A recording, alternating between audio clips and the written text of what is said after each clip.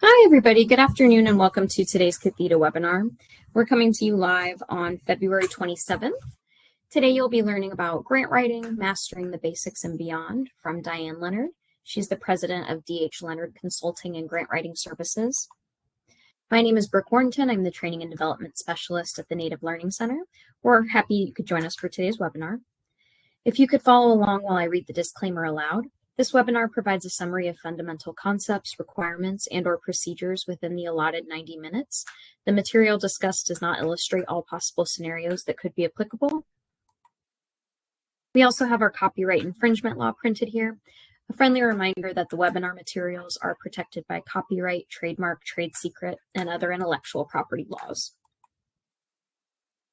I have put a link to today's slides into the chat for you. But you can also find that in the courses section here on the learning platform. That's where you can find all the information from our webinars that have already occurred. That's where you can send any colleagues if you want them to check out today's webinar after the fact. The recordings get posted there as well. Anytime you want to join in and one of our webinars is happening live, you'll just click on that green banner. We do ask that when you join, you select listen only just to cut out on any audio feedback. If you find that when you join, your audio is not coming out of the right speaker that you prefer, you can come click on the little telephone icon down at the bottom of your screen, and that'll bring up a list of your microphone and your speaker devices, and you can select the right output. There are different ways you can interact during today's webinar. We recommend using the public chat. You'll just click on that, click on the box where it says send your message, type in whatever you'd like to say. We encourage comments, questions, anything like that. If you have any tech support issues, you can submit them there as well. And then you'll just hit enter, or you click on the little paper airplane icon, and that'll send it into the public chat. If you go look at the shared notes section, you can find a lot of helpful links. I did put today's presentation slides into the chat box, but you can also find the link to today's webinar feedback survey, the link to friend us on LinkedIn, all that different stuff. I'll go over that at the end of the webinar as well. Before we get started, if everybody could take a moment to try out the public chat. You can let us know what your name is, where you're joining us from, your work or your role in Indian country, and your tribal affiliation, please. And while you guys are getting the chat box going, just one final note. If you do click on this red menu panel that's all the way to the left-hand side of your screen, know that it does pull you out of the webinar and it takes you to whatever you selected on the menu. So all you got to do is click on the green banner at the top of the screen to rejoin. But just a heads up, if you do click something on this red menu, it's going to pull you out of the webinar. All right, folks, while you're introducing yourselves in the chat, I am going to hand it off to Diane Leonard, today's webinar instructor. And Diane, you are now presenter. Thanks so much, Brooke. Hello, everyone, and thank you so much for taking time out of your day to join me for Grant Writing, Mastering the Basics and Beyond. That title always makes me chuckle. It makes me think of Buzz Lightyear from the movie Toy Story when he would say, "To infinity and beyond." And I love the idea that there is always more to learn when we're thinking about grants. Our landscape is always evolving, new portals, AI, changes in priorities from funders. There's always something new for us to be thinking about. So it doesn't matter how long we've been doing the work. In my case, as you can see from my bio, I've been doing this work for a really long time. Actually, maybe you can't tell because I don't put years on there. The reality is I've been doing this work for more than 20 years. Hard to believe. Actually, it's more like 25. And so I actually started as a grant maker. I was the program officer for the Michigan Women's Foundation, and so was managing our grant portfolio with our committee and our board. But I've been on the grant seeking side, helping to try and reduce the stress related to grants for more than 20 years now, running D.H. Leonard Consulting. And the thing that I love to talk about on my bio, more than anything, and I recognize some of your names, so you've heard me say this before, is that this is hard work. This is important work. This is work that if we're not careful could lead to burnout. So I think it's really important that we talk about what we do to fuel our work, to rejuvenate ourselves so that we can keep coming back day after day or week after week, whatever it might be, to think about how to use grants to support our communities. For me, that means running, or when well, it was too rainy, I just didn't want to do it today. I decided indoor strength training was going to be my movement. So I checked that box today, and one really good half-calf Americano today has me fueled and ready. If you are willing to share in the chat box what it is that is fueling your work today, I would love to hear. Today's content, again, is about what we need to learn and grow in beyond our basics. What are the things that could help make your application stand out? What are some of those more intermediate toward advanced things that will help you make your grants more successful? Help get more grant awards, help make the grant process less stressful for you and your colleagues. So we're going to look at what it means to be proactive in our grant seeking. That can take some of the pressure off the deadlines that often bring about stress. We're going to talk about SMART objectives. That's probably one of the most consistent items we have as learning objectives when it comes to intermediate courses. And then we're going to talk about one of my favorite sections. That's right, the budget justifications, and how that helps to sell and tell our application story. Believe it or not, it's a really integral part of every application. So within that content, you're right, that is not all of the practices that we might be worried about. The grant life cycle is on your screen right now, and this is a consistent image that I share throughout the trainings I deliver here with the Native Learning Center. So for some of you, again, familiar language, familiar graphic, but I want a quick walk through it so that everyone's aware of what this means in case you've not seen it before.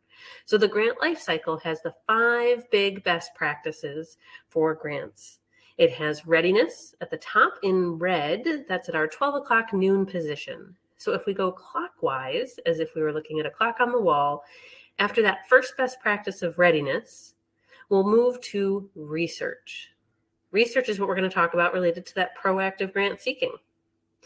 Once we've done our research and done our due diligence and our homework about who could be good funders, we use that information to try and build relationships and do outreach to funders. We might touch on that a little bit today, not as much of a focus. Then we get to writing. And yes, writing is probably where you spend the majority of your time, but there's lots of other best practices around it that make it successful. So today we're going to look at those SMART objectives. That is firmly within our writing best practice, and so is our budget.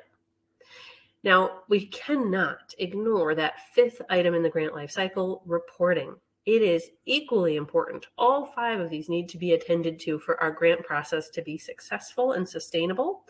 When we think about reporting, well, if we write good, strong, SMART objectives, it'll make our reporting less stressful. If we put together thoughtful, detailed budgets and budget justifications, that will also make our reporting less stressful so that we can start the cycle all over again. Now, as we work through this material today, I want to make sure that you understand that, yes, I always end the session with the question to you, the prompt. Are there any unanswered questions you'd like to ask? And you can type them into the chat or even unmute if you prefer.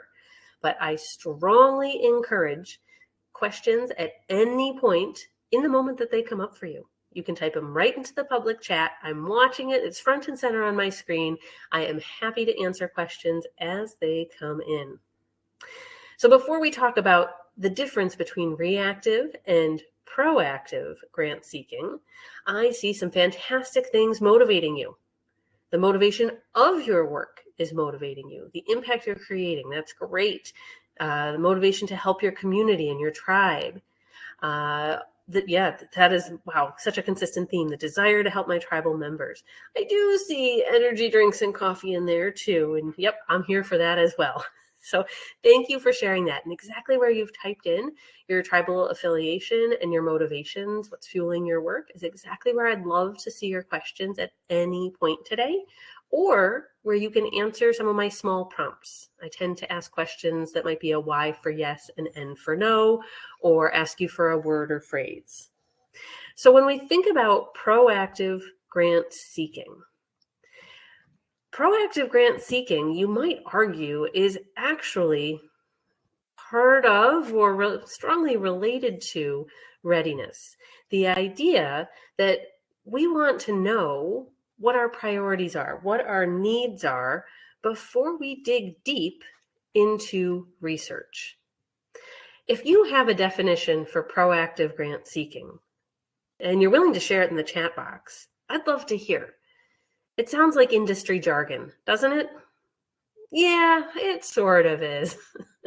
When we're thinking about proactive grant seeking, the idea is that we are preparing as much as possible, as much as feasible in advance. Not necessarily that we're doing all the writing work. Proactive grant seeking doesn't mean we're writing in advance. Proactive grant seeking means we're thinking about which applications and which funders. Where should we be building relationships? We're thinking about those best practices before it's time to apply. That's really what proactive grant seeking is about. Now, please don't feel like that has to be all on your shoulders. I don't encourage that. Rather, I love to talk about grant teams. If you as an organization, if you as a tribal community want to be proactive in your grant seeking efforts, the real way to unlock that success is by having multiple people within your tribe be part of a grant team. Whether you use that label or not, that's not what is important. The idea is that you have a group of colleagues, a group of community members, a group of tribal members who want to see grants be successful. They want to ensure that you have the funding for the different projects and priorities in your community. There's something that they have that they can contribute in terms of their skill, their knowledge, their leadership. It'll be a group full of different people with different backgrounds and different comfort levels with grants. It's not about writing the grant. It's about having some skill, some knowledge that you're going to bring to the table. That's what we're looking for in terms of a grant team. By having a grant team, that's going to help us think about proactive grant seeking versus only reacting to opportunities the minute that they open or the minute that they drop in our inbox saying, hey, the deadline's open, go ahead, submit your application. This group of colleagues, your grant team, could be formally on an org chart somewhere, could be informally called together when you ask them to, could come together over coffee or tea or water, could come together over a Zoom meeting or over Teams. They could come together a few times during the year to check in on upcoming priorities or plans. They come together every other week. Really depends on the organization and the volume of the grants for how this group can help ensure that when you're looking at applications and you're thinking about what you have the time and the capacity to apply for, this group, the grant team, is going to help to ensure that you have understanding about the priorities that you should be spending your time and effort on for grant applications, so that when it's time to talk about a singular application, maybe it's anticipated to open, or maybe it literally just opened yesterday, there's already some awareness, some agreement about what would the application be for. So the proactive piece, it's going to actually play out in two ways for us. There's the idea that we as an organization are having conversations about where and how grant funding can help us so that we understand your organization, your tribal needs for grant funding, and that you're not letting the grant opportunity drive what your application is going to do. That's one way to think about proactive. The second way to think about proactive is that we try to find out the details about specific opportunities. When might they open, in particular, in advance of its actual release, so that we can plan our work accordingly. Now, given my two-part definition, if you're willing to share in the chat box, Y for yes, M for maybe, or S for sort of, N for no. Could you let me know, what do you think? How is your tribal organization doing in terms of being proactive in your grant seeking? Could you go ahead and let me know in the chat box? How do you think your tribal organization is doing based on that two-part definition that I've provided for proactive grant seeking? Now, let me be clear. There is no judgment in your answer. It's just so I get a sense of where everyone's starting from today. So if you could let me know how you feel that you're doing related to this idea of proactive grant seeking, that would be really helpful. Now, I know that we have a really wide range of experience and also roles in the room today. When we think about your grant team, in fact, if we want to call it a dream team, so maybe you're thinking sports, or if you want to think about superheroes and the different superpowers that they would bring within one of our Marvel movies, the reality is that within a grant team, you're going to have a number of different skills that are being brought to the group. And this to me is one of the key things I'm looking for in organizations that say they're proactive. It's not that the team comes together, it has to be every Monday at 5, or it's not that the team has to come together every 2 weeks on Thursday at 2. It's not that the team has to meet in person once a month. No, that's not the thing I'm worried about. I'm worried about, is the cross-functional group of people that could be asked to contribute to a grant application or to a grant discussion or to a grant decision. Do we apply or not? It's that team, whether they're the decision maker, or they're the person who's really into budget, or the person who loves data and evaluation, or if it's somehow they're a subject matter expert that's needed for the proposal, or they're the person with the red pen that loves to copy edit. Whatever the strength is that's being brought to that group, it's their recognition of the role they're going to play in the team that helps propel a group, a tribe, an organization from being good grant seekers to great proactive grant seekers. Oh, Jordan, high five. I'm so excited to hear that your grant team has been working extremely well together. I love that. Okay, and some of you say, yes, proactive, but could be better. Right? Always room for improvement. Even if you think you're a 9.5 out of 10, there's just always a little fine tuning that can happen. Wonderful. Okay, well, thanks for folks that shared what you were thinking about related to that proactive definition and how you're doing. Now, there's a second part to this idea that is very tactical and logistical in nature for how you can take the idea of your dream team, your grant team that you want to have help you be proactive, and how to make it easier for them to be meaningfully engaged in what are you planning to do.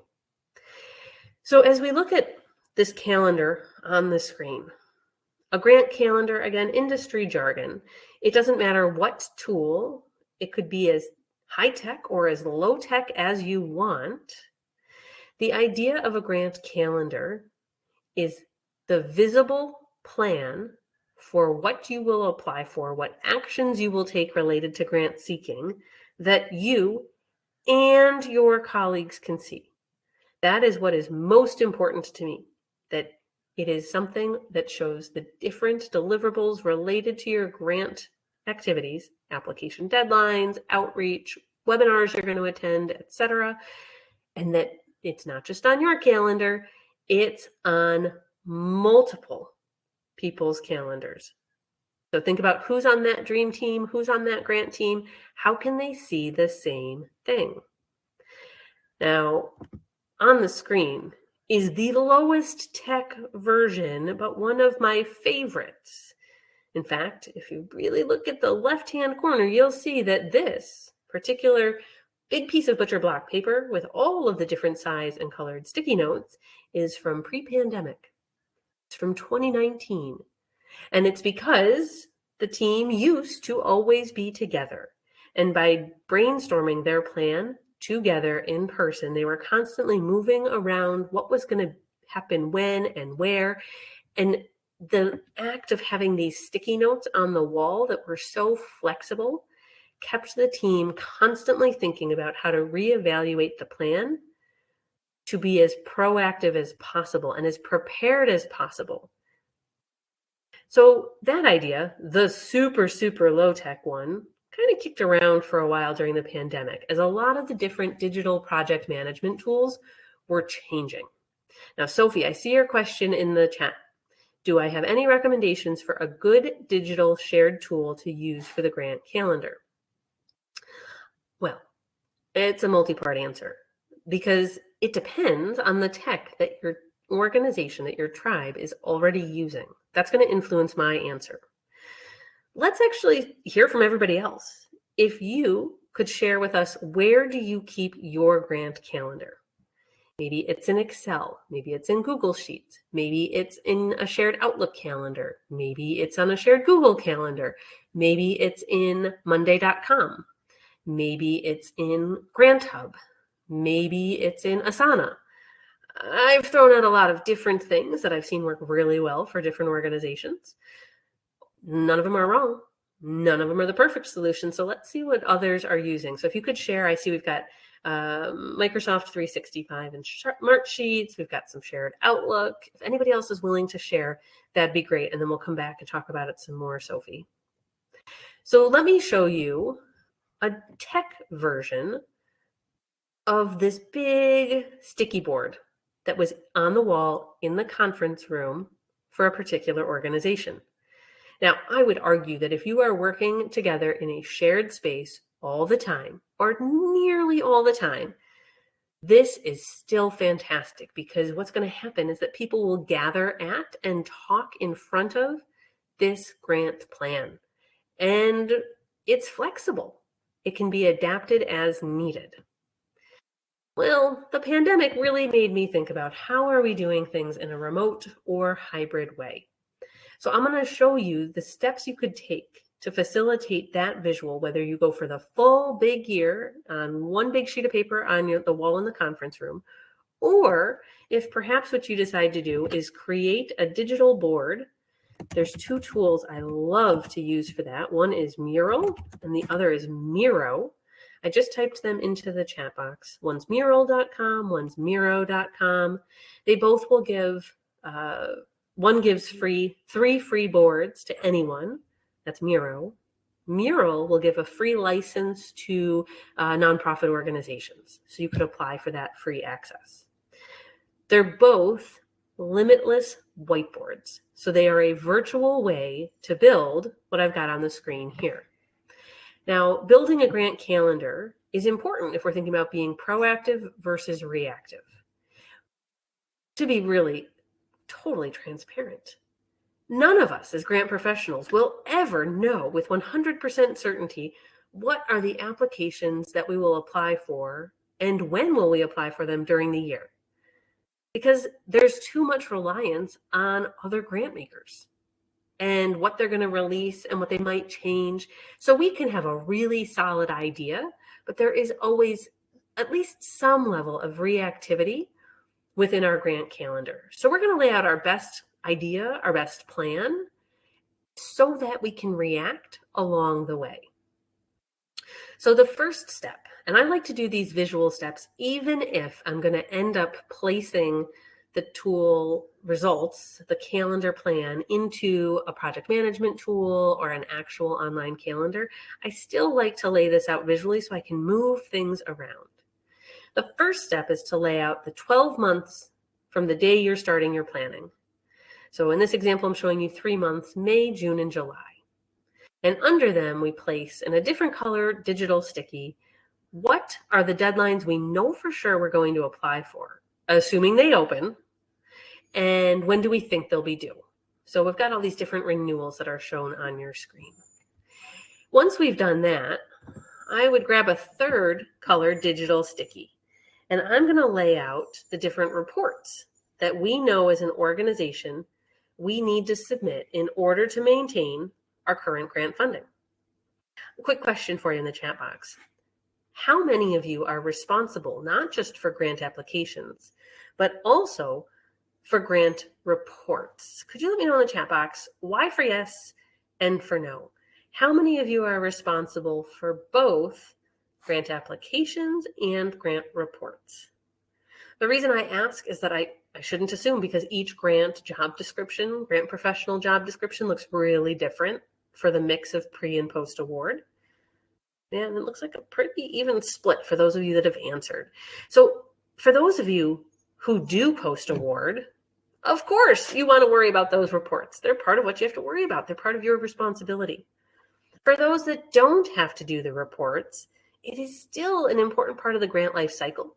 So even though it's not your direct responsibility, I'd encourage you to put those reports there, because again, this is full team visibility about our grant activities that will help us to be proactive. Our next step, we're grabbing another digital sticky color. And now we're going to place those grant application deadlines that, well, they're at our discretion. They're flexible. The grant maker might call them out as rolling deadlines. The way that we usually would place those on the grant calendar is that maybe by something as simple as counting how many things are under a specific month. We're going to see where there might be space. And it's a might, it's a maybe. This is a tentative idea. These are just digital sticky notes. We can move them a little bit later on if we need to. So in this theory, theoretical example, we've placed our rolling deadlines in June and July because we had some extra space, just again by counting. Our fourth step, you probably are the one that was doing the homework to lay out these different deadlines, report deadlines, expected rolling commitments under the next 12 months you're looking at. This is time for you to stop. This is the place for you to engage your colleagues in some conversation. Do we think this is feasible? Do we think that what's on the plan could help us generate the revenue for our priority projects? Now, beyond that, there is a very important question that we have to ask ourselves and our grant team. We know that people take time off. We know that people prefer, this is the biggest, I know, I make it a big known statement. I think it's a fair assumption that people don't want to or like to take their laptop on that paid time off, whether it's a staycation, a hike on a mountain, or time on the beach. Nope, would rather not have to worry about grant applications while on paid time off. So I would recommend that you put your team members' ideal PTO on the calendar. In fact, why don't you tell me in the chat which 2 months would be your ideal for taking a little bit of paid time off? Maybe you love to go skiing, so you're going to say January. Maybe February is better for skiing. Maybe you say, oh, no, I really love to take vacation in September. I'm going to go tour as leaves are turning in the different parts of the country. But go ahead and let me know which 2 months you ideally would take some paid time off in. All right, Jordan was really fast on that one. October and December, definitely. Cool, Jordan, I'm so happy you know that. So certainly, please make sure it's on your grant calendar. All right, birthday month. Oh yeah, I'm all about also taking, if you want, your birthday off. Love it. Let's see. Yeah, Deborah, you've got really important things happening a few times a year. So you know what? Let's put it all in there. Some spring paid time off, some summer. Fantastic. All right. Now, this is for you as the person that's probably grant professional or something similarly titled. What about maybe your team member that does all the finance stuff for grants? When do they like to take vacation? What is their ideal? Or maybe it's your vice president for programming and community support. When do they like to take vacation? Their key time to take time off should also be on your grant calendar so that you are not going, oh no, what are we going to do about this grant budget that's due in a week? But our CFO or the person who would do our grant budget is out of the office. So it shouldn't just be your paid time off that you're showing your best laid plans for, but also those key grant team members we talked about a few minutes ago. And then, are there any times in the year when there are special events in your community, within your tribal organization, where it is literally all staff members involved? A special walk event, a special fundraiser, a special community recognition event? Is there a particular spot on the calendar? I'll put a delineator in the chat box. Is there a particular time of year when you know that pretty much everybody in your tribal organization is going to be involved one way or another, whether it's checking people in at registration or helping to clean up or helping to do logistics? Go ahead and let me know in the chat box if there's a time of year when that might be the case for your tribe. Time of year for some event that's going to take all of your team's power. All right, Morgan says fall is really busy for your tribe.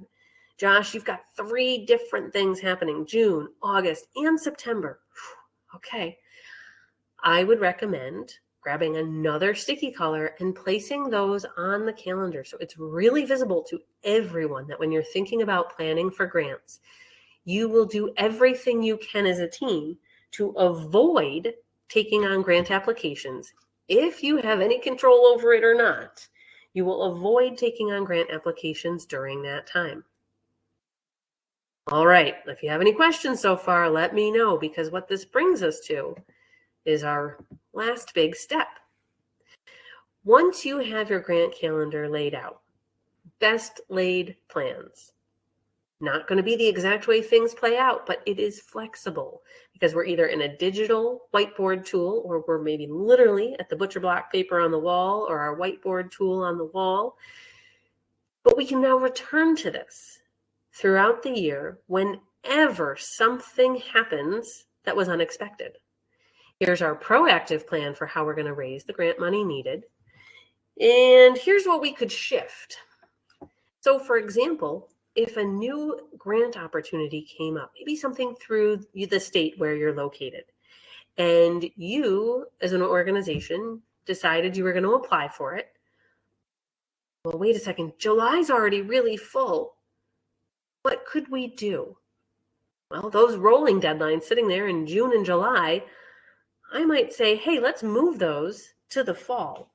Let's try doing that at a different time instead of keeping all those commitments when some of them are flexible. Let's come to that calendar together, make a few changes so that we are reacting. That's why I said sometimes we still have to say reactive. We are reacting to our changing environment in a way that still honors the idea of being proactive, of planning as much as we can, but still, let's use our agile values and respond to change over perfectly following the plan. Now this plan, this idea, this is really looking inward for your organization. And once you have it laid out here, let's return to Sophie's question about what tools are best. It's really about what are you using. So Sophie, back to you. What tech is already widely used and in place within your tribal organization? Is it that you're Microsoft based? Is it that you're Google Suite based? What is the tech that is at the base for your team? Okay, great. So Microsoft 365. So doing this exercise in the visual, flexible way might be where you start. And then maybe it is that you start with a basic shared Outlook calendar. I would go for lowest viable tech as you get started in the idea. Certainly, if you are into project management, there are some fantastic tools. I love talking project management tools, and you'll have all my contact information. I'm happy to talk about your specific tech situation and what your team might be willing to try. But zero pressure to go beyond some of the built-in things that you have within your Microsoft suite. I'm more concerned really about the flexibility and the full visibility of something like this high-level planning calendar, and then how you put it into your day-to-day tools. You don't want to make it too many clicks away for your team. So we should talk about more than our team. How many of you work with different other organizations in your community or in your region? How many of you ever work on collaborative grant applications? Can you let me know why for yes and for no? How many of you ever have the opportunity to work with collaborative partners? Well, that was a very fast yes for some of you, but certainly not all. It's not required to be successful in grants that you have to write with collaborative partners, but it often the bigger the grant becomes part of the discussion. So when you're thinking about this proactive conversation, what is our plan? Where do we think we're going to apply for things? Please think about where your collaborative partners fit onto that calendar. Why keep the discussion only within your tribe's walls? Please talk to your collaborative partners. It increases the opportunity to do some pre-planning together, to think about the opportunities, to think about what we might ask for, to think about what our plans might be. That'll strengthen the overall application. It might give you the opportunity to schedule some brainstorming sessions before the federal opportunities even open. Or it might give you an opportunity to talk about your logic model design before the United Way releases their guidelines.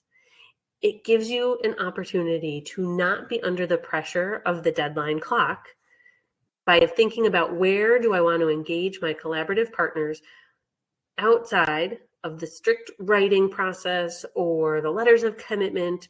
Where within my proactive plan should I be talking to my collaborative partners?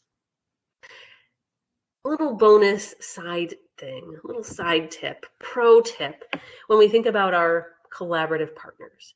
If you really are digging deep into this idea of being proactive, thinking about what your plan will be and what actions you can take in advance to be incredibly successful, I would love for you to take time before the application even opens, if possible, with your collaborative partners to talk about what are our expectations for how we will work together. By taking a little bit of time before the deadline is formally, that clock is not yet ticking, we are waiting for it to open, but we believe it's going to happen. If we can talk about how we will work together, who will have what roles and responsibilities, where and how might we communicate?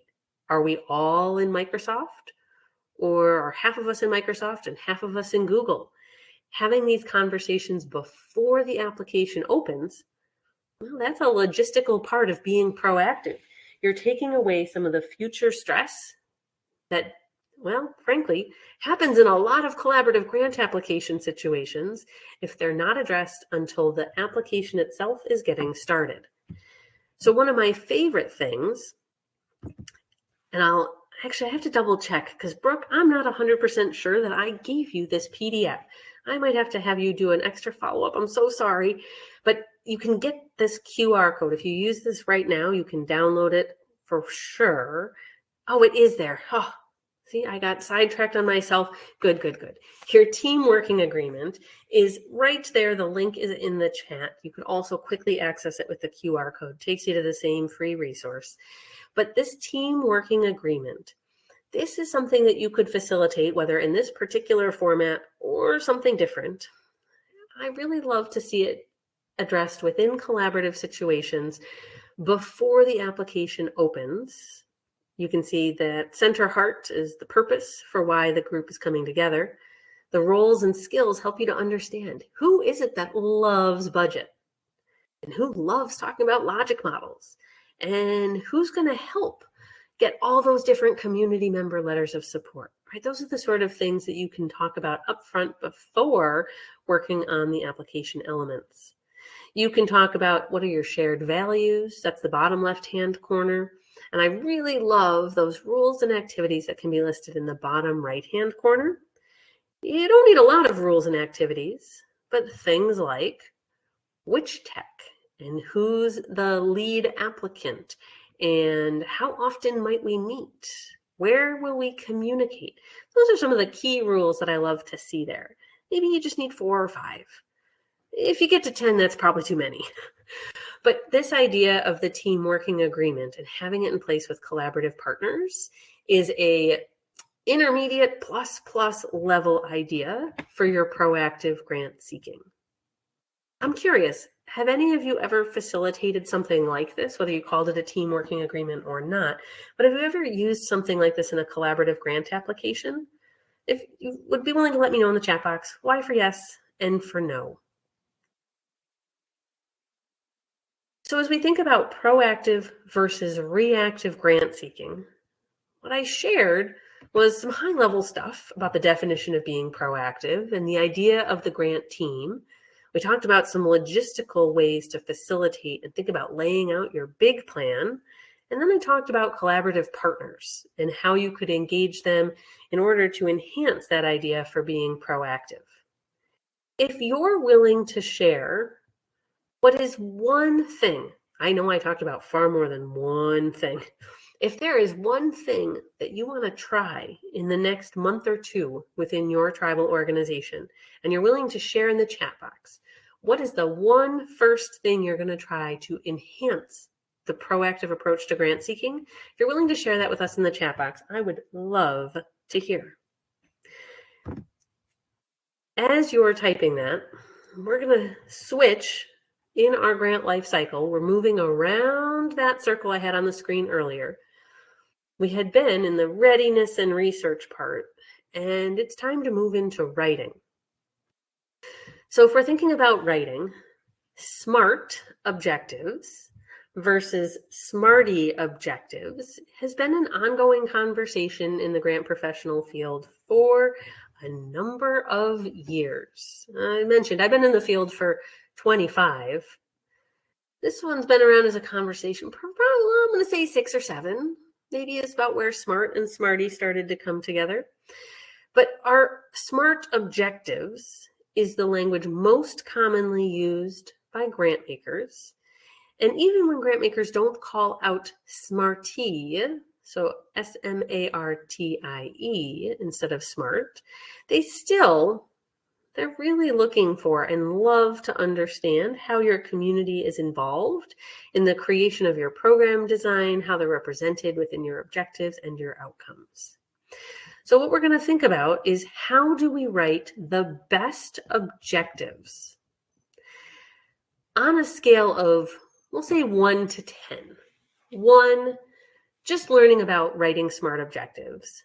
10, you love writing SMART objectives. You feel very, very comfortable. You're not asking for me to pass you the mic about it today, but you love writing SMART objectives. Could you please let me know in the chat box your comfort level with SMART objectives on a scale of 1 to 10? And again, as with all of my questions, zero judgment, no judgment at all on your answer. I'm just trying to get a sense of kind of where folks in the room feel, how they're feeling about SMART objectives today. When I started my career, right, I was like, what is this way of writing? This is different. And even today, I'm like, I don't think I don't give myself a 10 on anything, because I always feel like things are changing and evolving. But you know what I will say? There's what I write, and then there's what my amazing editor on our team will help me strengthen. So I think my best SMART objectives when I'm doing writing work in an application come out when others are involved to ask questions and try to strengthen the work. And I share that so that you don't feel pressure that you need to have the perfect SMART objective on your own.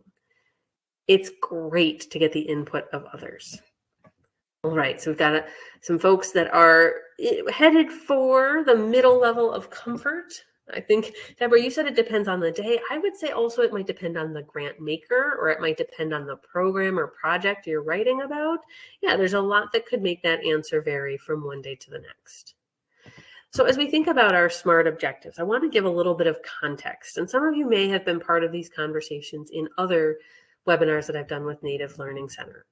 SMART objectives, they don't exist in a vacuum. So to me, writing the best SMART objectives, well, it comes from understanding the rest of why we're doing what we do. If we think about our theory of change, this is really high-level thinking about your tribal organization and the work you do. When you think about your tribal organization, do you have a basic theory of change? Or do you have a multi-strategy theory of change? On the top image here on your screen, you see a single theory of change. The idea that if you do one thing, one type of thing, you'll get the desired results you want. On the bottom half of your screen, you see the multiple strategy theory of change. The idea that if you do multiple things, as a tribal organization. If you implement multiple strategies, that's how you'll get your results. Neither is right or wrong. In the chat box, can you please let me know if you believe your tribal organization is using a basic or a multiple strategy theory of change? You could type B or M, you could type basic or multi, but which one resonates for you? We're probably visualizing a mountain. It could be a snow-capped mountain if you'd like, since they're still in the winter season, or it could be, well, no snow. I'm in far, far upstate New York, so I'm just about over snow at this time of year. But we're about at the 30,000 foot level on that very tall mountain. And thinking about our theory of change is going to help us to understand really what is the highest level way that we would talk about our work. What is it we would want a grant maker to understand about what we do and what we're going to achieve as a result of our work? That is going to need to be aligned with what we write in our SMART objectives. So this theory of change, it might be that you're going to write a quick theory of change, if it's not already known for you, and what your organization's theory of change is. If you don't already have that as a document, maybe part of a strategic plan. But a theory of change, we could write roughly, not that it has to be included in a grant application, but it helps to give us the breadcrumb trail for how are we going to get to these great SMART objectives. So for a quick example, if we follow some quick three steps, we want to identify the result that we want to get to, whether it's single, basic, or multiple strategy theory of change. So what is the result or the results we would hope to get to? So in my example, it's that we want to improve the health of participants.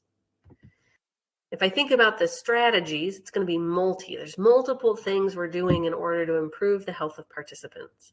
We're going to help them increase how much they exercise. We're going to teach them new ways of cooking food. We're going to help them learn new strategies for stress reduction. So if we think about those strategies and quick lay them out, well, that's part of step 2. Maybe we note which data sources we're using so that we can cite that in our proposal later, because that's going to document and help our grant maker understand why we are proposing the methods that we are.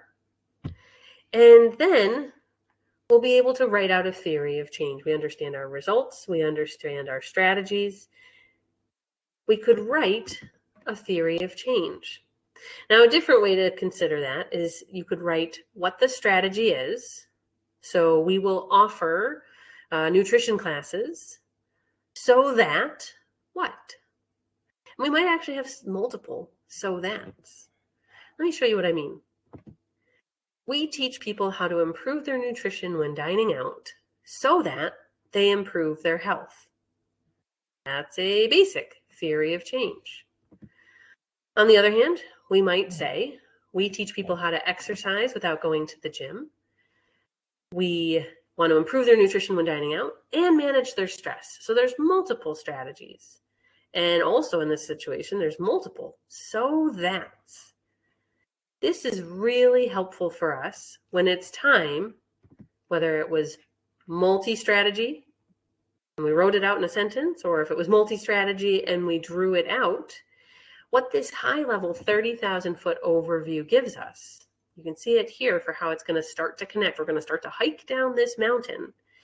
That theory of change is going to help us to understand the connection to our logic models, to our program design, to the methodologies of what we're going to do and talk about within our grant application. Now, what does that mean in terms of our SMART objectives? We're getting there. Stick with me on the hike for just a few minutes. So the theory of change is our high-level strategy. Our logic model, we're going to start our hike. We're going to hike really fast, if you don't mind. We're going to get from 30,000 feet to 10,000 feet in just a few minutes. Our theory of change, that high-level strategy we just looked at, is our 30,000. Our logic model, our program design, is our 10,000 foot level, where we're going to learn about the resources, the activities, and the outputs that we would need in order to implement our program. So for that example I gave you about improving health, we're going to need some staff, we're going to need some exercise equipment, we're going to need a training facility, we're going to need maybe some course learning materials related to dining out. Our logic model is ultimately probably going to have all of the sections you can see on the screen. It's going to have our resources, so the things we need might cost us money or be in-kind donations. It's going to have our activities, the things we will do with the funding. Our outputs are the things we can count, people, number of classes. And then you can see that there's 3 different sections there related to outcomes. And finally, our big impact. Well, here's the connection between our theory of change and our logic model. Our activities, so number 2 on this roadmap, they're probably going to sound an awful lot like our strategies and our theory of change. Our impact, so the last stop on our roadmap, number 7, it's going to sound an awful lot like our results in our theory of change. All right, you're doing a great job. I hope everybody's hydrating and sticking with us here on our hike down from that 30,000 foot to our 10,000 foot. When we think about the logic model, I've put some of the same content here in a different flow, this time with arrows. Sometimes you'll see folks and grant makers talk about inputs instead of resources. I mean the same thing. You might see them not delineate the different sections or timelines of outcomes and just smush it all into one. Absolutely fine. Now, I do want to call out that having your logic model ready in advance before you start writing, yeah, that would actually, I would put that in the category of being proactive. See what I did there? I know, right? The logic model I just talked about actually can help you with what we talked about before for being proactive, getting things ready, having a plan. You could choose to build your logic model before the applications open. Not required, but food for thought. So as we build our logic model, we have our resources and our activities. Those activities, we drew those from our strategies. We thought about that impact that came from our results. Now we can take our key activities. Hope those hiking boots are laced tight. We're about to hike down pretty quickly to ground level. We're going to start to talk about our SMART objectives. Our SMART objectives need to align with our key activities. Whew, that was a big hike. I'm winded. All right, let's see what questions you have about this connection of our theory of change to our logic model to what we're about to write with SMART objectives. All right, I see we've got questions already in the chat. If you've got others, start typing now, please. What about the order of how you write your grant? Okay, so in terms of the order that you would write the grant, Deborah, or is the logic model the order of operations?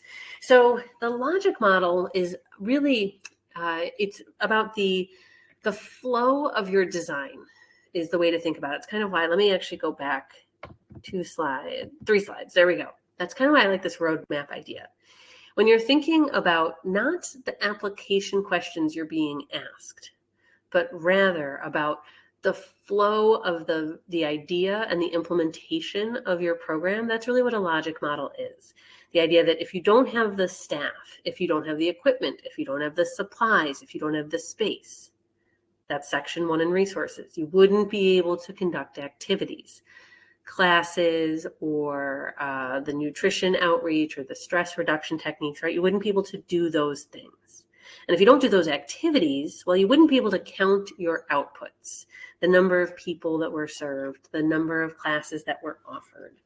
And if you weren't conducting the activities and you weren't collecting data and counting things, you wouldn't be able to short-term, intermediate, or long-term talk about the outcomes, the changes in knowledge, skill, or behavior that you created as a result of your activities.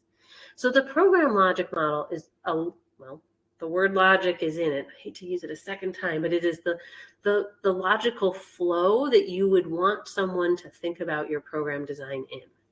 Now, that being said, that is not always the order of the questions that will be asked of you in a grant application. Nope.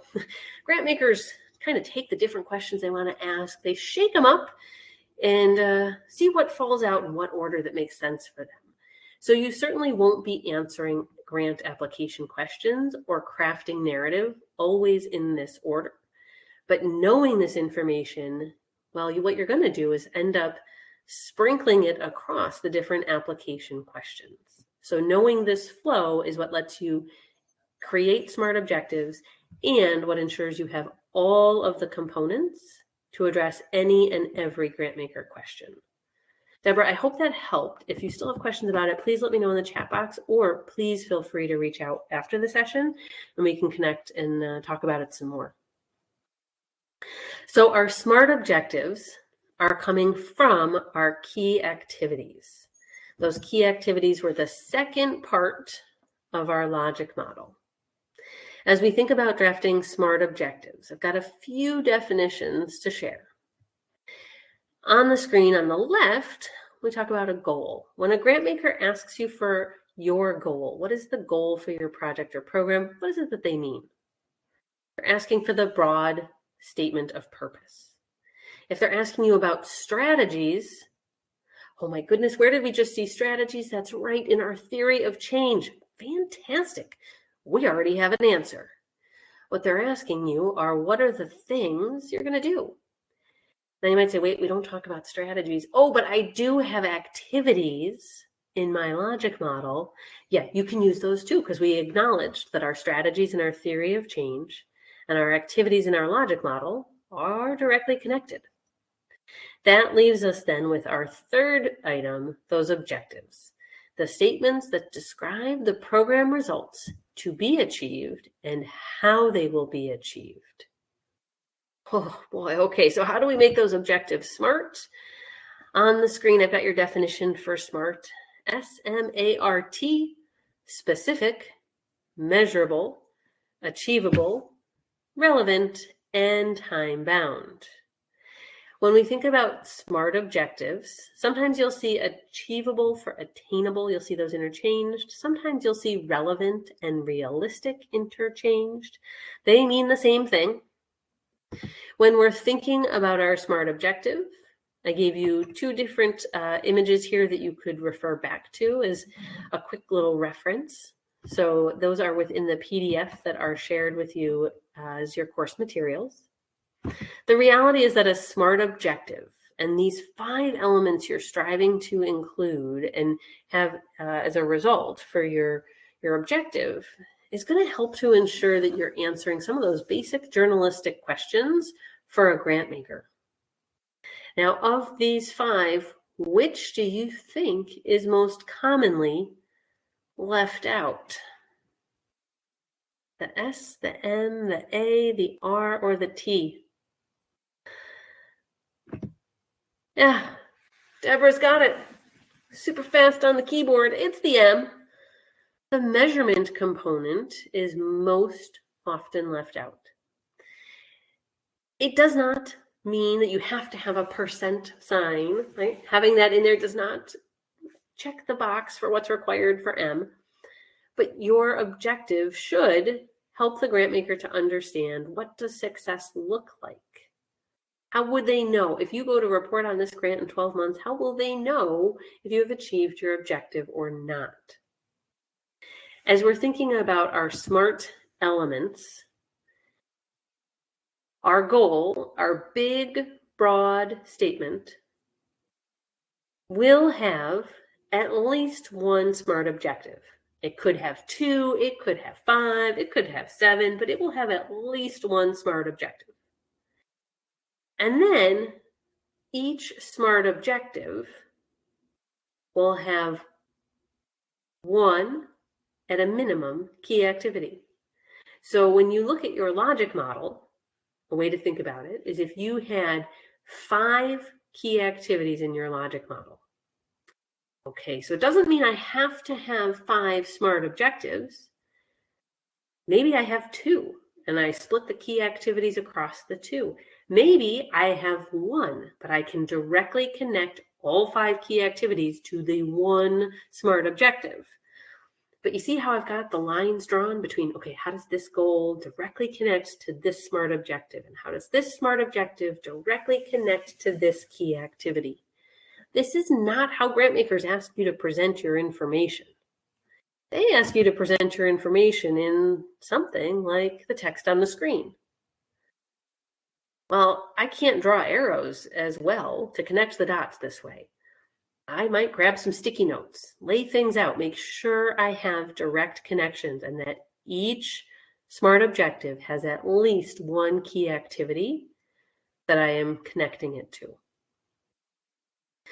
Now, within our objective statements, what does it look like to find our specific, measurable, attainable, relevant, and time-bound elements? I thought I'd help you find them. So it sort of feels like, if anyone ever read the Highlights magazine from Scholastic, I used to read it when I was younger. I actually found out it was still around, and I got a subscription for my little nephews. I love it. So I feel like we're on one of those find the object type things.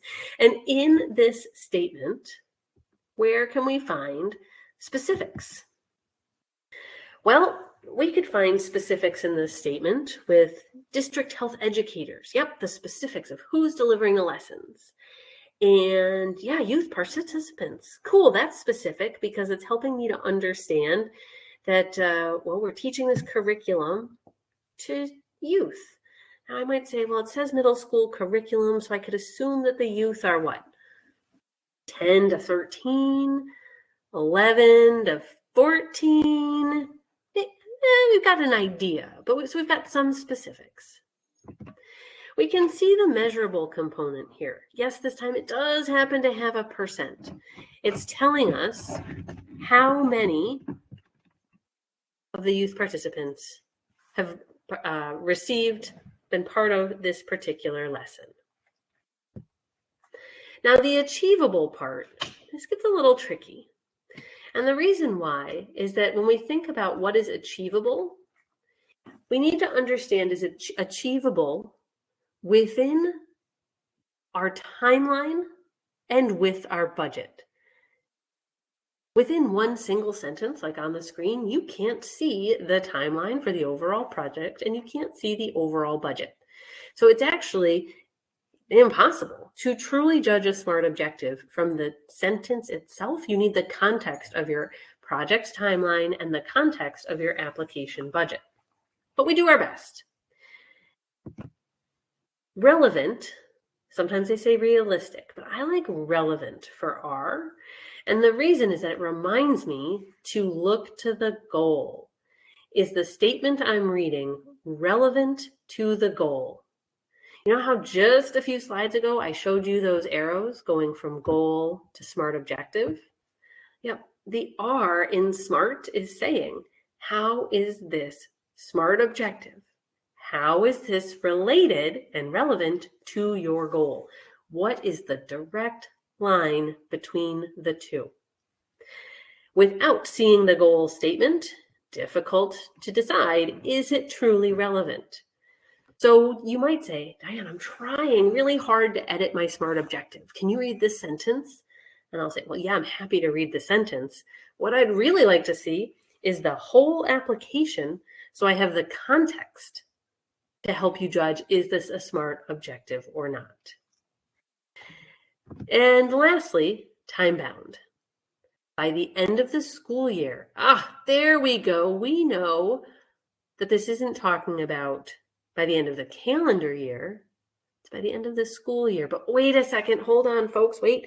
Schools operate in the United States on different timelines depending on the region you're in. So there is a time-bound element, but I would love to see a little more specificity because there is too much of an assumption being made about the reviewer's knowledge for what the end of the school year is for you in your community as an applicant. I'm going to try really hard to avoid assumptions of knowledge. Well, let's let you play with it a little bit here. We have a goal on the screen here. The program goal is to increase family caregivers' understanding of how to manage difficult behaviors in those with Alzheimer's disease so that they remain in their home environment instead of long-term care. If the objective that you wrote is that 90% of family caregivers of those with Alzheimer's disease will participate in our education workshops, it is not fully smart. What do you think is missing? S, M, A, R, or T? Let me know in the chat. What do you think is missing? Specifics, measurement, is it achievable? Is it relevant? Is it the time bound? What is missing? All right, Deborah's not convinced that we know if it's achievable or not. Is it possible with the project budget and timeline? You're right. Didn't show you that. Really hard to tell. I only showed you the project goal. All right, we've also got some questions. We're seeing folks question the time-limited component. Kylie, Deborah, yep. Jordan's also questioning the achievability, the attainability.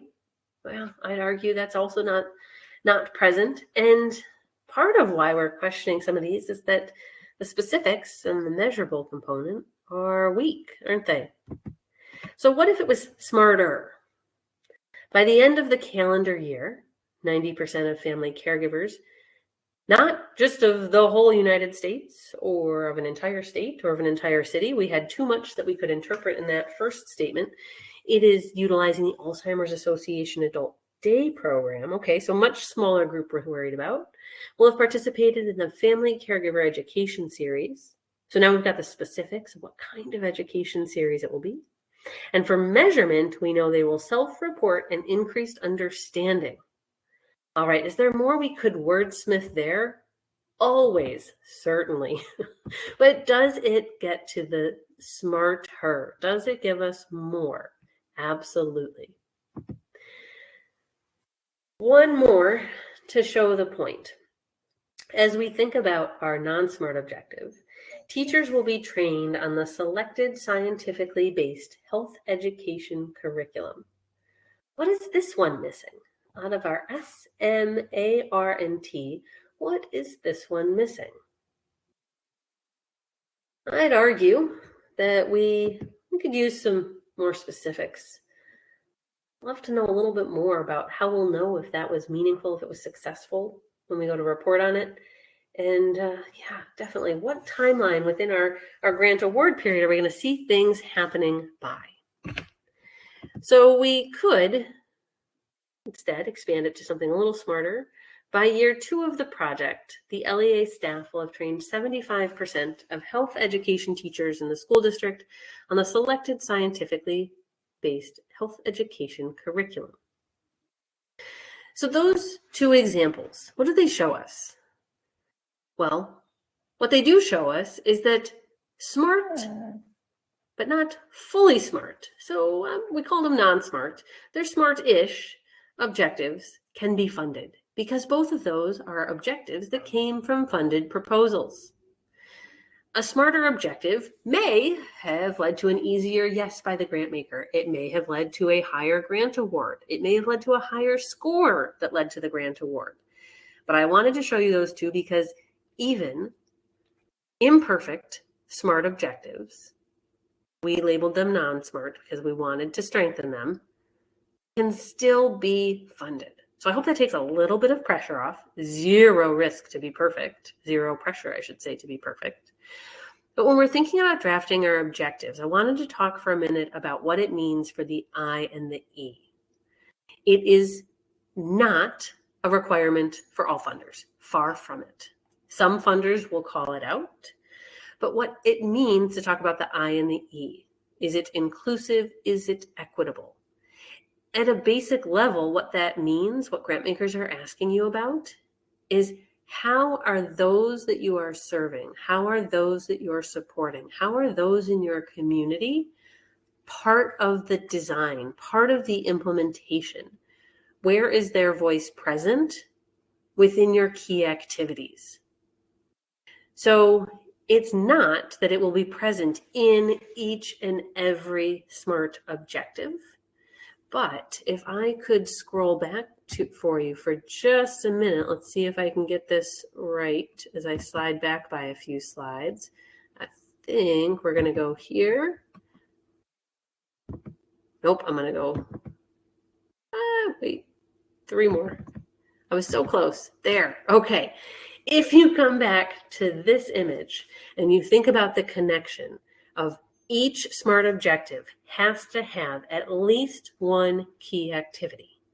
If you're thinking about SMART T objectives and the I and the E, what it really means is that there is at least a key activity somewhere within your little diagram you could make where the voice, the presence of your community in your overall process is visible. That's really what the SMARTY objective is about. It is not a statement specifically, I know for thinking about which funders are asking about DEI or not, that is not what SMARTY objectives are. SMARTY objectives are about where and how is your community present and visible within the key activities. Where is their voice heard? Wondering if you have any questions about SMARTY objectives, because that is definitely a second tier, a higher level of conversation about SMART objectives. Questions about SMARTY versus SMART objectives? Go ahead and let me know if you have any in the chat box. Now, I mentioned in passing about if you asked me to read a single SMART objective statement. So for example, if you in a workbook or on a worksheet wrote down 3 or 4 SMART objectives and you asked for me to edit them or give you feedback, I would say, oh, I need the context. I want to make sure that you know you have an open-ended offer that if you want to get feedback on your SMART objectives, you are welcome to send them to me. You'll have my email. It's always at the end of the slide deck. Remind me what session you were in here with me at the Native Learning Center, but I'm always happy to give you some feedback because it's just far more than we can do live in a chat box, right, for your individual application. But if indeed you would like to do that, feel free to reach out at any time. Yes, Deborah, the I, inclusive, E, equitable. Apologize, I didn't actually have that on the slide. I only said that verbally. Thank you for asking that. I'll say it one more time. I in SMARTY was inclusive, E was equitable. So in our conversation about basics and beyond, I like how that alliteration worked. Basics and beyond and budgets. We did it. We made it to grant budgets, specifically justifications and narratives. I love budgets. Love, love, love, love grant budgets. It's what I read first when I serve as a reviewer. When we talk about grant budgets, the forms themselves that you complete, whatever numbers are put in there by your finance team or that you put in there after giving them from your finance colleagues, your budget document is so important. It's got to tell the same story as the narrative. And so I'm going to walk through a few steps to help you think about that alignment. But I really want to think about your justifications. What is it that you're using to prove and show your work? So our first step, we need to understand the total cost of the project or program. So for example, I was just working with a program yesterday. We were working on an application that got submitted today, a few days ahead of a deadline, and it was for doula programs. So supporting pregnant individuals in their community as another way to support healthy moms, healthy babies. And they were saying that their total cost was $75,000. And I knew from reading the rest of the proposal that they had a 5-county service area. And so I asked the executive director, and I said, so it costs you only $75,000 for everything, for the entire doula program, for all 5 counties. She looked at me over the Zoom call and said, oh, no, that's just what I'm asking for. I said, Okay. Well, how much does it cost you to operate this program for the women in all 5 counties? Spoiler alert, the answer was not $75,000. There was an entire digit missing. It was a lot bigger. So when you're thinking about your applications, what she had done was fill in an application using the questions posed by the grant maker as the way she was thinking about her budget. She's like, well, my total budget for you, dear grant maker, is $75,000. False. Total cost. What does it cost regardless of who's helping to fund it? So then within that big picture, do you have any funding already for it? What is it? Is there any expense item that you don't have to have? And what are the ones that are absolutely non-negotiable? You must have them in order to do this work. By having this step done first, talking within your grant team, some combination of folks, maybe not all, by coming up with a way to document your total cost for your project or program before you're worried about the grant maker's form, right? That really well-intentioned executive director had skipped this step. Well, she hadn't totally skipped it. She'd forgotten that she already did it. She knew how much the overall doula program cost her. She had skipped ahead to my step here in a moment, step 4, where we're customizing to the grant maker. So in each application, you might not have to do the work of planning, but you need to stop and remember, what is the number we agreed on? What is our total cost for this project or program, regardless of how much we're asking the grant maker for? Your second step should be to think about, what are those SMART objectives we're going to be writing about? Does anyone remember, out of our S, M, A, R, and T elements and objectives, which of those 5 elements should be related to the budget, should make sense with the budget? Is it the S, the M, the A, the R, or the T that should make sense in relation to the budget? The same letter also ties to our timeline. Does anyone remember which it is? SMART, measurable, attainable or achievable, realistic, or time limited. Our budget should be related to our A, our achievable. Is it achievable? Is it attainable for us with the budget we have laid out and in the timeline we have given? So step 2 makes you think about, well, how much are we talking about here in this budget? And does it make sense when I look back at our SMART objectives? That's what we're thinking about here. Dreams, big ideas. Right-hand side, the blue circle, reality, constraints of salary and costs that are fixed that we can't change. The achievable, what is it? That teal section that's our overlap in our Venn diagram. How does our budget work with our SMART objectives? If we do our job right, it will be achievable. So we finalize, in our third step, we finalize our budget. We say, okay, this is our total cost. We know that it's not 75,000, it's 500,000 or whatever the answer is. And we know all the different potential and committed sources of revenue that we have, including our request for maybe $75,000. It's then that we could start to worry about the grant maker's questions. What does the grant maker's form look like? What kind of narrative questions are they asking us about our budget or not? Do we have to do a lot of translation or not?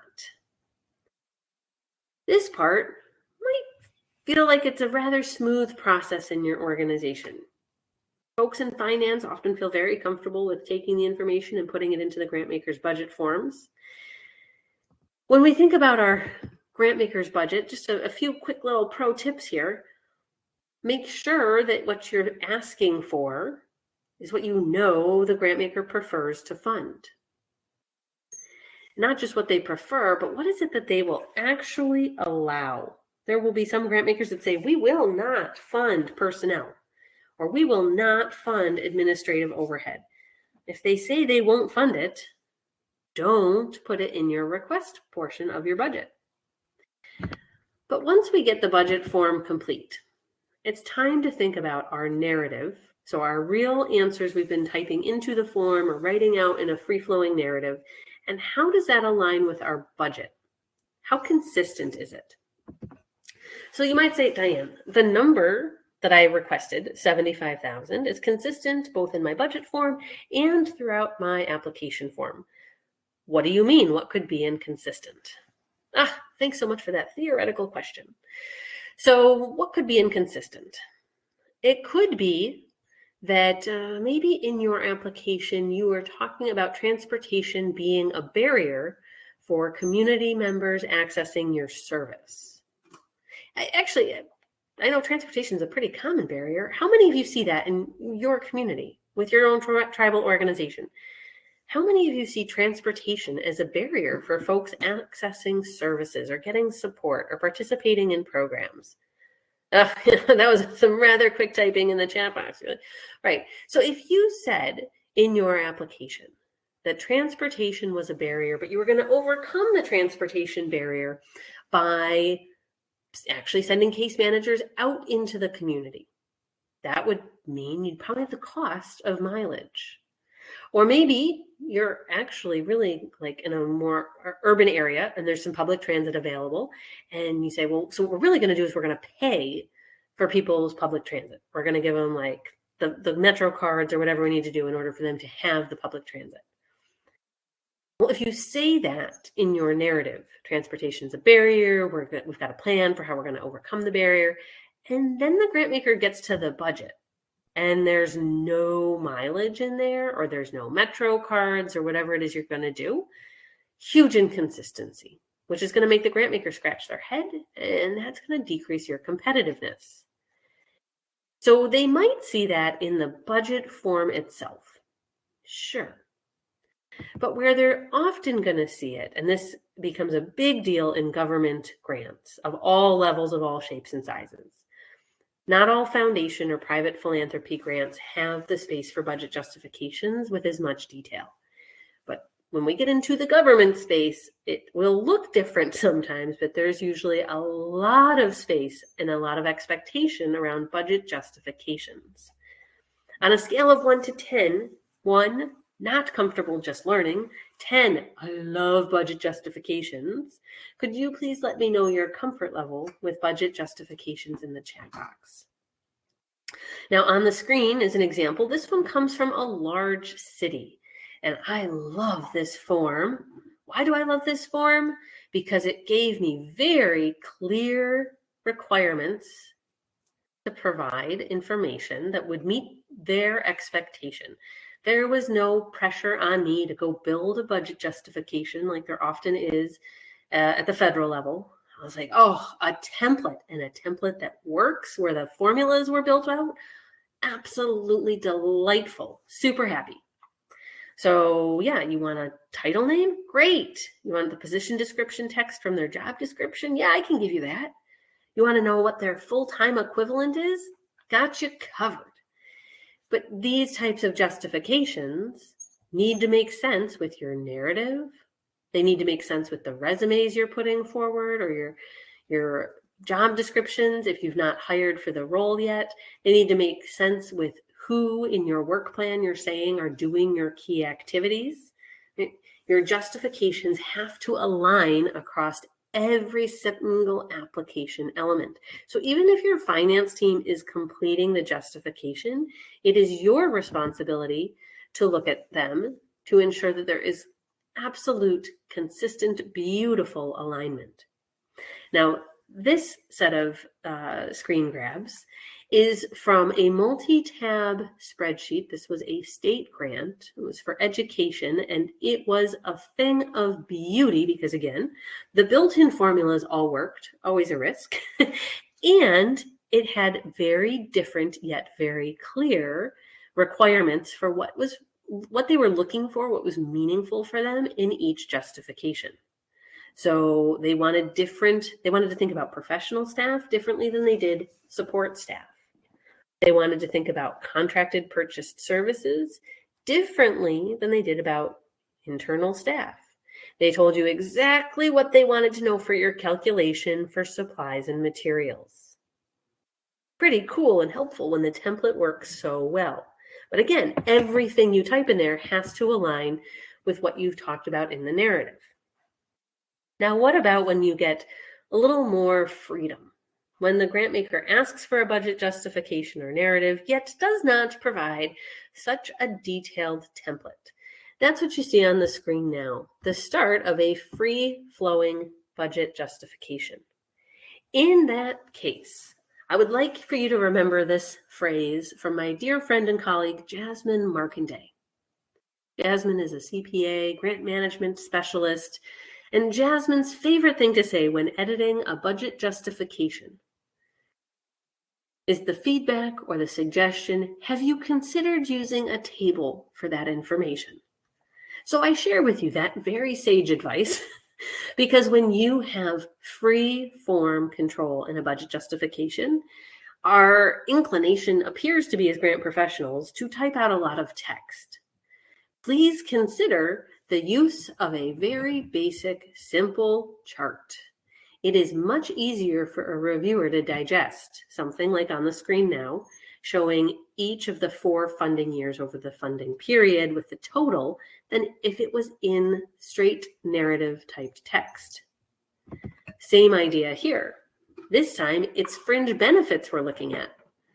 So of the 4-year period, how much is being requested to support fringe benefits in each of the 4 years? And because it was a matched required program, what are the non-federal resources being spent in each of the 4 years? Can you imagine how yucky, yes, technical term, that would have looked if written out just in text? Would have been a lot for a reviewer to digest. So please do take into account Jasmine's advice. Can you use a table to present that information? Now, one last budget justification piece. No, you're right. This example, it didn't have Jasmine's advice followed. There isn't a table. But there was some nice hard returns, which created white space, which does make it easier as a reviewer to digest. But when we think about consistency, numbers aligning and talking about the same story for our barriers and how we're going to achieve them, there's one thing I didn't say yet. Perhaps you've heard me say it in other webinars. It's one of my favorite lines. But you should never make your grant reviewer or your grant maker feel like they're in math class. They should not be trying to solve for a variable. They should not be trying to think about, wait a second, how do I find X in the equation? Don't worry, I'm not asking you how to find X in the equation. But if you read this first portion of this budget justification, the mileage statement tells us we get 56 cents a mile. It tells us that we get $8,812.80 for the entire 5-year grant period, which it does show, and I appreciate that it shows that it's an evenly distributed amount for each of the 5 years, $1,762.56 per year. So I don't feel compelled to get out my calculator yet. But wait a second, I have no idea how many miles you can drive per year or in the total for the 5 years. Time to solve for that X variable. We don't have all the information to finish or really to just quickly double check the calculation to make sure it makes sense. It's not helping to tell our story. In fact, it's frustrating the reviewer. So the parting thought that I will leave you with related to justifications is that I would implore you, please do not make your reviewers solve for variables. Don't put them back in algebra class. Don't make them get out their calculator. So that is actually a fantastic way, regardless of your comfort level with your budget justification process, is to hand it to a colleague, someone who hasn't helped do it, and say, hey, could you please give this a read? Let me know if you have any questions about language or consistency, but I want you to tell me if you ever reach for your calculator to try and figure out what does any of this mean. If you ask them the question that way, you're likely to get a different type of feedback than if you forget to ask about that calculator or ask them if it feels like they're in algebra class. But that is the most important thing I would like to impart on you today about budget justifications. No calculators. Now, the other thing you're thinking about with your budget justification, there's always about what's happening now and what might be happening in the future. Budget justifications will often ask a sustainability question. What will you do after this funding ends? That is really budget justification. They're asking you about the revenue portion of your budget. Now, if you've got any questions about budget justification, I would love to field them now, or more generally, any questions you have about any of the content we covered today. The chat box is open for you. You are welcome to also unmute if you prefer. And of course, you can email me, Diane at dhleonardconsulting.com at any time afterwards with questions or to ask for feedback on your SMART objectives.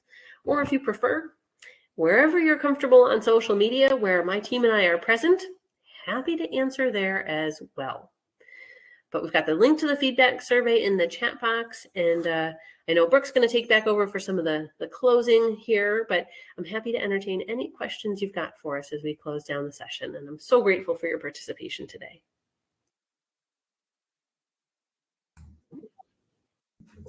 Thank you so much for this incredible presentation, Diane. As I close out, folks, feel free to send any questions or comments that you have for Diane into the chat. As she said, I did already put the link to that webinar feedback survey.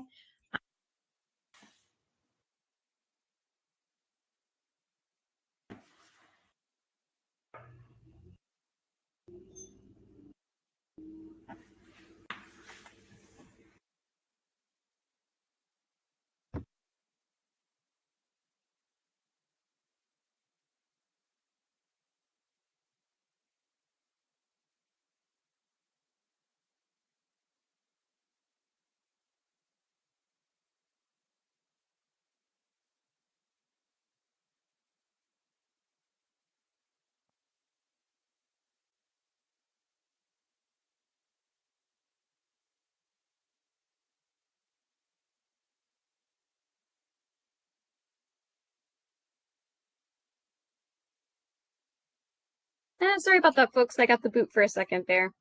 We hope you can join us for our next webinar. That is going to be next week on March 4th, on how many votes for women use it, presented by Shantae Moore. As well as our other recorded webinars, they're available on our YouTube channel. There's a whole Cathedra webinar archive. I'm actually going to put the link for that into the chat box as well. There we go.